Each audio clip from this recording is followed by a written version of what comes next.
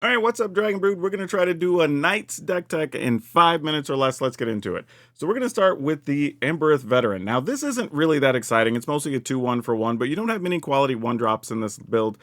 And we're going to be playing 3 colors, so we're just going to go easy opener. And this can actually grow another creature later by turning it into a young hero if absolutely necessary. Now, one of the best new cards we're going to play is the Heartflame Duelist, partly because it's a 3-1 for 2, which is great, but also gives us a removal card or finishing damage for 3 damage with the adventure, which is actually pretty slick. We have Knight of Dawn's Light. This is one I haven't played with much, but it is a first striker for 2, which is fine as a 2-2, but also lets you pump it, and if we were to gain life, which we could with the Heartflame Duelist in a few rare situations, it actually does have a slight upside, but mostly because it's a 2-2 first striker.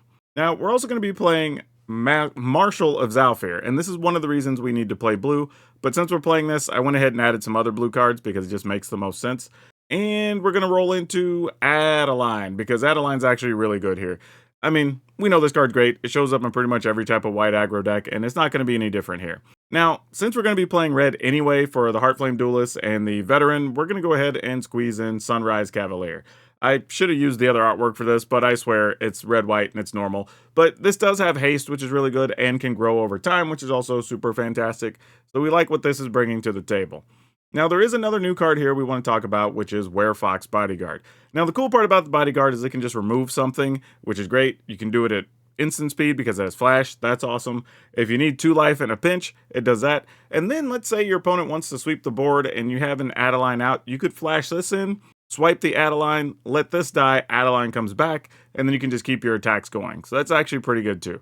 So it gave us a few different things both on offense and defense. We're going to go ahead and play a few copies, 2 to be exact, of the Knight Errant of Eros. This card's actually really good for helping us find our other things, especially if you have some smaller creatures out there earlier or later in the game that actually can't punch through. This can get you a big body. And one of the other new cards we're going to look at is Virtue of Loyalty. Now, yeah, it is 5 mana for the actual enchantment part, and it's really good, but we're not relying on that. It's mostly because the adventure here lets us make a 2-2 Knight for 2 mana. And again, lets us do it at instant speed. So this can also be a combat trick if you need to throw something in the way, or if your opponent were to sweep the board, you could flash it in. Or if you just want to let your opponent attack, mess up their combat math, and now you have an extra body that can come through on the other side. Now, two of the other reasons we want to play blue really are for some counter spells. So we're going to play a couple of copies of Make Disappear. We all know what this does. And we're going to play a couple of copies of Protect the Negotiators. This can also get us another body, which is really good. But honestly, the idea is just to protect yourself, mostly against sweepers and stuff.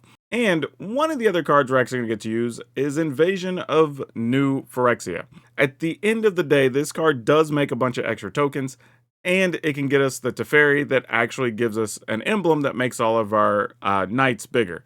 So checking a lot of good boxes here for us. And as for the lands, we're not going to be doing anything crazy, but we do get one of the new creature lands we can play here, which is Restless Bivouac. This is actually really cool because in the event a sweeper does happen that we can't counter, this gives us another body we can attack with, and it's one of the cheaper lands to activate, it just being 3 to activate an attack, which is very good, and lets us put a +1/+1 counter on any creature when we attack. It doesn't have to be itself, though in many cases, putting the creature on the land might be your best bet, but it really just depends on what the game state looks like.